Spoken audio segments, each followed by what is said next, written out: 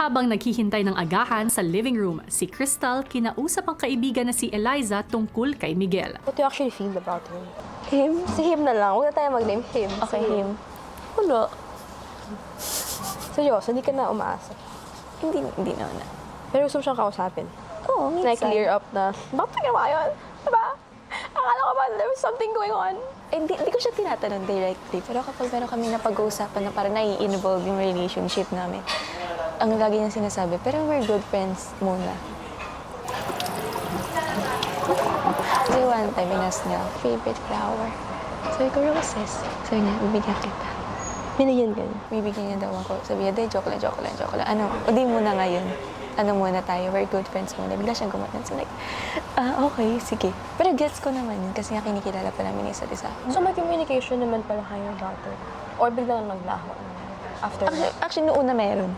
Meron clear naman yun sa amin noong una. Kaso friends biglangan nawala. Ay, lang. The friends mo? Muna, oo. Tas Kaso biglang biglang nawala na naman siya. Kasi ito na. Eto na. Hindi ko alam kung delulo lang ako o ano. Pero kasi pag-iisipin ko, Kaya wala nga asa kung hindi ka pinaasa. Oo. Tsaka, parang alam mo yun, like, isa sa amin, kinakat na yung communication, pero nag-aano pa rin. Pero kailangan, don't overthink it. Huwag mo lang isipin. Whatever happens, happens. Oo, actually, di ko nga inaano ngayon eh. Parang, wala, kung papansinin niya ako, di pansinin. Pero kung hindi. Kasi di ko rin siya ini-image talaga. Kaibigan naman kayo. Doon naman nag-start dati. Awkward. Oo, may tension, may Sobra. awkwardness, may ilang. Pero like, we're here to have fun.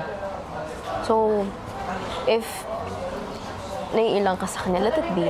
But don't forget your friendship. Lalapit siya, say hi. If hindi, you don't have to force yourself. Eh, buti nga pinansin niya ako kagabi na good night siya. Kagabi. Pero ayun yung pinaka-first interaction namin dito. Good night. Ilang sandali pa, handa na ang agahan at sa dining area. Sina Eliza at Miguel ramdam nga ang pagkailang sa isa't isa. Okay lang. Ikaw?